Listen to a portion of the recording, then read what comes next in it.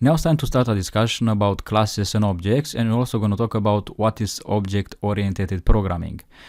So what is object-oriented programming? Object-oriented programming is a way of writing code in the way you think about the real world. So in the real world we have objects, and those objects have two major characteristics. The first one is that objects have a state, and let's say that we take for example a car. The state of a car is represented by the color of the car, by the brand name of the car, by the number of gears that car has. And the second one is functionality. Objects in real life have functionality, so objects can do stuff. So if you think about again of a car can move, a car can stop, a car can switch gears, a car can accelerate. So having this in mind, we will try to write code using and creating objects. But let's say that in real life you try to construct an object, and let's say that you want to build a car. The first thing that you need to do is to create a plan, a template, which you're going to define the generic characteristics that all cars are going to share. And then you're going to use the plan to create actual objects. So let's say that you have a car and you define the plan for creating a car. So the plan for creating the car is not the car itself, it's just the plan. Then you're going to use the plan to create actual objects. And in code, the plan, the template, is represented by the class. So we're going to create a class in which you're going to define the plan for creating an object, a particular object, and then we're going to use that plan to create actual objects, specific objects with that car. So let's see how we can do that. So I'll go up here and I will create a class, and a class is just a template for creating objects. So I'm going to type here the keyword class. I'm going to call this class car, and the name of the class should start with a capital letter. So I'm going to type here car, then I'm going to put colon, and I will press enter. Now at this level of indentation, you have indented by 4 space, I'm going to type def, and I will type init, and while I'm typing init, we see that IntelliJ is giving us some suggestion, and it's saying, do you mean this init self? And I'm going to press enter. For now, you don't need to bother about what this self is, because I'm going to explain later. Now, I'm going to define some parameters for our class car. And the first one is name. The second one is model, the model of the car, so what kind of car, model of car this is. The color of the car, and the number of doors, which is going to be called doors. And what we define now here, these are called parameters. And those parameters, their job is only to take whatever value you pass to them and assign to a variable of the class. And the variable of the class are defined as follows. So I'm going to press enter. I'm going to type self again, and I will type self.name. I'm going to put equals to name. I'm going to explain immediately how this works. Self.model equals model. Self.color equals color, and self.doors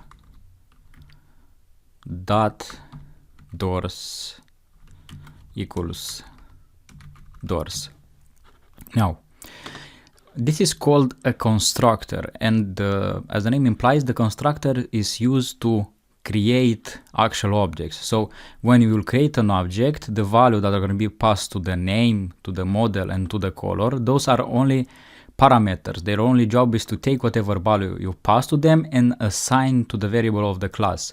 And ultimately the variable of the class that is defined here is the one which stores the state of the class. So the variable self, this line of code self.name, this is going to store the name of the class. This name that we have here is only a parameter which is going to take a value and is going to assign the value to the variable of the class. It's not a variable of the class.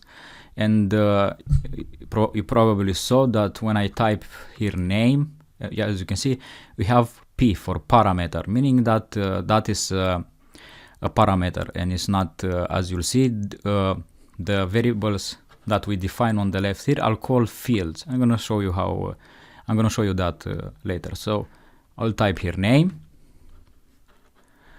Now let's see how we can create an actual object with this template, with this car that we have here. And of course that our car class can also have functions, or more correct is they can our car class can have methods, because this is what a function which is part of a class is called the method.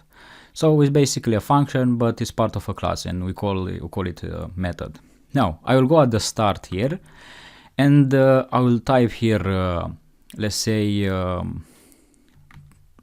Tesla, and I will put equals, and I will type here car, and while I type you see that we have this car class that we define above. So I'm gonna use that, I'm gonna put parentheses, and now when I put parentheses here, what this is doing is calling the constructor that we defined here, and now it's expecting some values for the name, for the model, for the color, and for the doors to be passed here, and then those parameters are going to be assigned to the fields. These are called fields that we define here. Self.name, self.model, self.color, and self.doors are fields of the cars. They are the ones which are storing the data. So we pass values to the parameters again, and those values which are passed the parameters are assigned to the fields of the class. So I will pass here the name Tesla, the model, let's say S-Plate. This is a very amazing car. For the color, let's say I'm gonna type red, and for the number of doors I will pass 4. Alright, I'm gonna press Ctrl Alt L to format the code, and it's important to have 2 spaces between blocks of code. So here we have a block of code, and we have 2 spaces when we go to the next block of code. Now what we have now here is created here an actual object using the template, using the class that we define here. So now here we have an actual object created, and this is very, very amazing. Now look what happens if I type here Tesla dot, and when I type Tesla dot, we have some suggestions. So we have color, name, model, and doors, and look that on the left hand side here we have F, sorry, and this F stands for field. So it knows that this color, this name, this model, these doors that were defined here, they are fields of the class. So they are storing the actual state of the class, which is the value that you pass here. Tesla is played, red, and 4. And if you want to get that value output in the console, you can just type here print, and type Tesla dot, and we go inside, and we can choose name. I'm going to press Ctrl D a few times, and I'm going to type here model, I'm going to type here color, and I'm going to type here doors.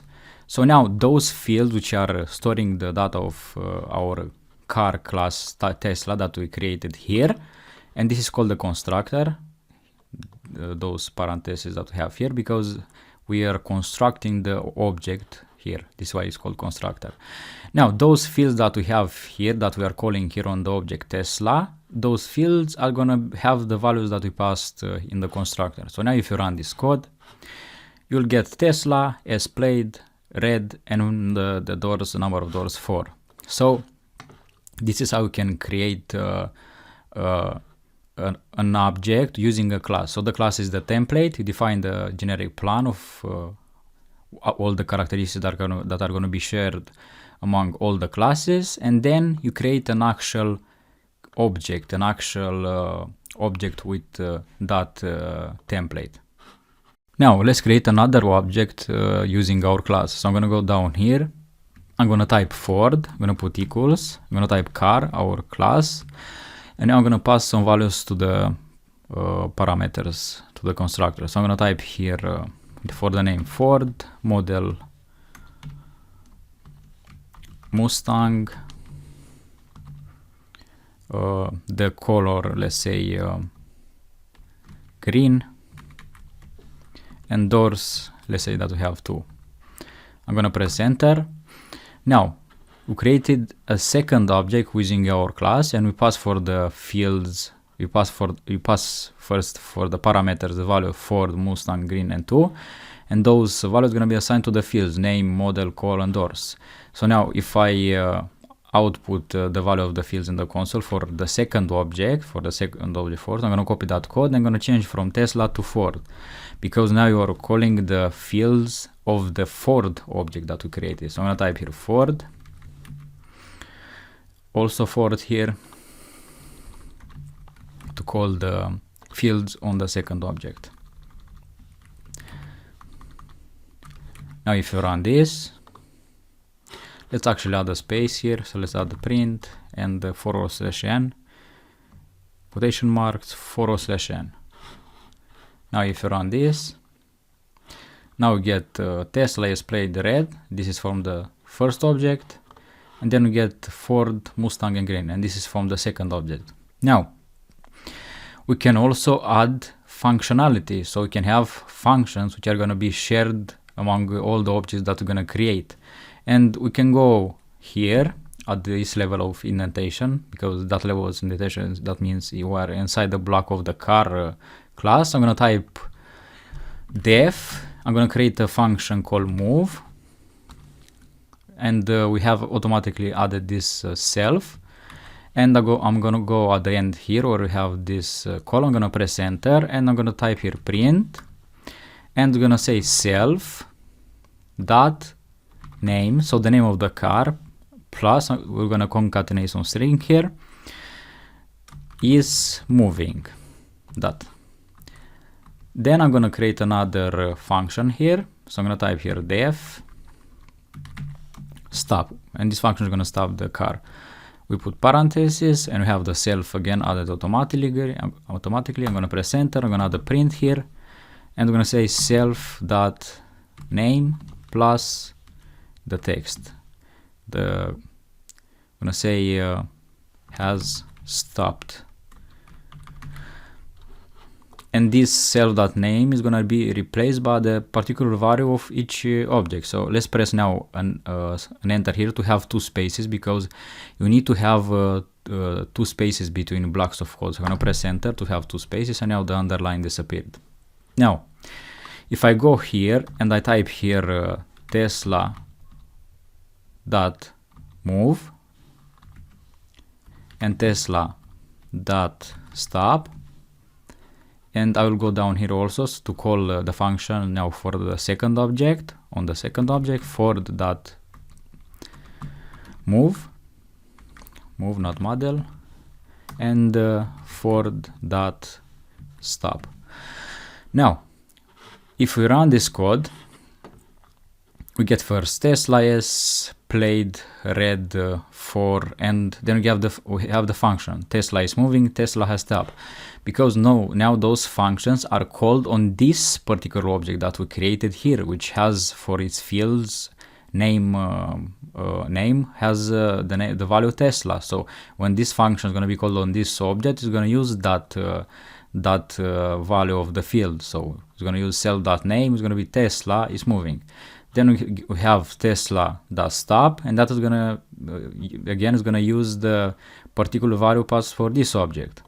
Now, for the second object, is the same. Those functions now are called on a different, and on the second object called Ford that we created here.